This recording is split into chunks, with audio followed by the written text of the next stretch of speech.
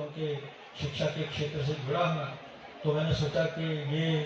जो नए बदलाव शिक्षा के क्षेत्र में आ रहे हैं उसके बारे में भी आप लोगों को बताया जाए,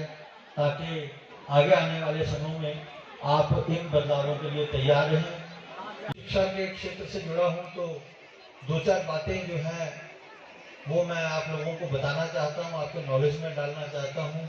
क्योंकि अब नई शिक्षा प्रणाली NEP 2020 को हम लागू कर रहे हैं, जिसमें बहुत सारे चेंजेस जो हैं वो आने वाले हैं। जिस तरीके से हम एग्जाम लेते थे वो तरीका बदल जाएगा, जिस तरीके से हम बच्चों की इवैल्यूएशन करते थे,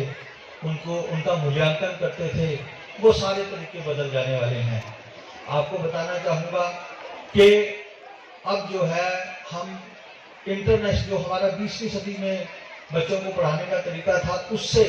अब हम 21वीं सदी के तरीके की तरफ जा रहे हैं। जो इंटरनेशनल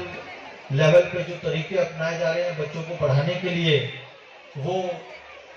न सिर्फ देश में बल्कि प्रदेश में भी अपनाए जा रहे हैं। अभी आने वाले सालों में एक चेंज आने वाला है, जो रिपोर्ट कार्ड है बच्चों का, वो जो नॉर्मल रिपोर्ट कार्ड आप देखते हैं वो वैसा नहीं रहेगा। एक नया रिपोर्ट कार्ड आने वाला है जिसको हम होलिस्टिक रिपोर्ट कार्ड बोलेंगे। उसमें ये होगा कि पहले जो हमारे रिपोर्ट कार्ड होते थे तो बच्चे के हम मेनली उसमें जो एकेडमिक परफॉर्मेंस है, किसी पर्टिकुलर सब्जेक्ट में बच्चे के कितने अंक आए कितने नहीं आए, उसी लेवल उसी बेसिस पे हम बच्चों को उनका मूल्यांकन करते थे, उनकी इवैल्यूएशन करते थे और उनकी पोजीशन से देते थे। लेकिन जो नई शिक्षा प्रणाली है उसमें उन्होंने कहा है कि आप ना सिर्फ बच्चे की एकेडमिक परफॉर्मेंस देखेंगे, बल्कि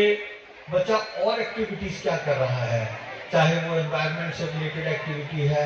चाहे वो एक्स्ट्रा करिकुलर एक्टिविटी है, चाहे वो स्पोर्ट्स की एक्टिविटी है, तो ओवरऑल जो बच्चे की डेवलपमेंट किस तरीके से हो रही है उस सारी चीज का मूल्यांकन किया जाएगा और उसी हिसाब से बच्चों को रिपोर्ट कार्ड दिए जाएंगे। एक चीज और प्रयास किया जा रहा है कि सिर्फ बच्चों को हम रट्टा न लगवाएं, क्योंकि अभी तक जो हमारा सिस्टम रहा है वो इसमें ये रहा था कि बच्चा कोई पर्टिकुलर सब्जेक्ट पढ़ता है, उसको वो बच्चा उसके क्वेश्चन आंसर याद कर लेता है और जाके उनको ही अपने एग्जाम में लिखता है, उस हिसाब से बच्चे का मूल्यांकन होता है।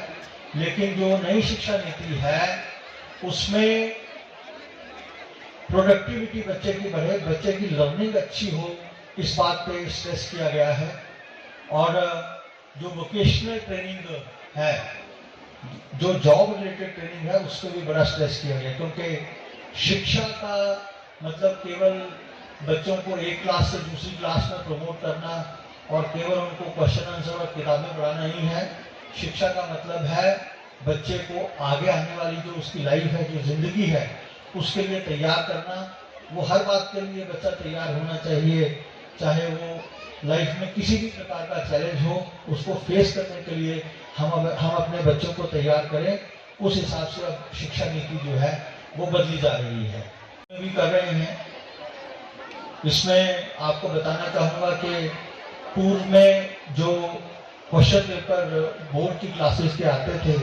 3 सीरीज के आते थे और तीनों ही बिल्कुल अलग अलग क्वेश्चन पेपर होते थे, और इससे ये होता था कि कोई क्वेश्चन पेपर डिफिकल्ट हो जाता था, कोई आसान हो जाता था और बच्चों का एक जैसा मूल्यांकन नहीं हो पाता था। हमने इस बात को रिकॉग्नाइज किया है और बोर्ड में इस बात की प्रक्रिया चलाई गई है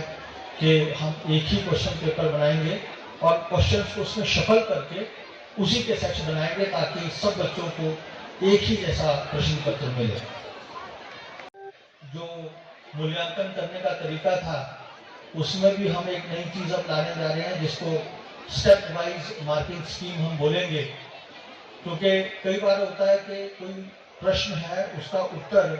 कुछ बच्चों ने थोड़ा लिखा, कुछ ने ज्यादा लिखा, तो जो भी स्टेप बच्चे ने लिखा है उसका स्टेप वाइज जितना भी उसने आंसर लिखा है उसका उसको लाभ मिले। इसलिए ये स्टेप वाइज मार्किंग स्कीम भी हम लागू कर रहे हैं। हम इस दिशा में प्रयासरत हैं और जल्दी ही हमारा वैसे प्रयास तो रहेगा कि इसी बार इसको लागू कर दें, लेकिन आपको पता है कि सरकार में कभी प्रोसीजर फॉलो करना पड़ता है, तो उसमें किसी चीज़ों का डिले हो जाता है। बट ये किया जरूर चाहेगा, इतना मैं आप लोगों को आश्वस्त करना चाहता हूँ। उसके हिसाब से हम पाठ्यक्रम में भी बदलाव कर रहे हैं। आपको बताना चाहूँगा कि अब 2024 में जो बोर्ड की पहली और दूसरी क्लास की जो किताबें आएंगी वो नए पाठ्यक्रम के हिसाब से आएंगी। जो एनसीईआरटी फॉलो कर रहा है जिन किताबों को, वही किताबें जो हैं वो हमारे बोर्ड ने भी अपने बच्चों के लिए छपवाई है। एक और जो हम चेंज करने जा रहे हैं, हमारे ये देखा गया था कि इंग्लिश में हमारे बच्चे थोड़े से कमज़ोर रह रहे थे, तो प्रदेश सरकार का इस ओर भी ध्यान गया है और इसी में एक प्रयास हमने ये किया है कि जो अब मैथमेटिक्स होगा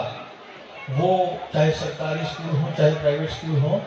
तो हम इस बात में प्रयासरत हैं कि मैथमेटिक्स भी बच्चों को जो है वो इंग्लिश मीडियम में ही पढ़ाया जाए। जो बोर्ड लाने में प्रयासरत है। हाँ, और जैसा एक कुछ आप लोगों ने क्लस्टर स्कूल्स के बारे में भी पढ़ा होगा कि जो हमारे सरकारी स्कूल हैं वहाँ पर रिसोर्सेज बड़े लिमिटेड होते हैं, तो एक क्लस्टर बनाया जा रहा है ताकि आसपास के स्कूलों के रिसोर्सेज इकट्ठे करके बच्चों को अच्छी और गुणात्मक शिक्षा दी जाए।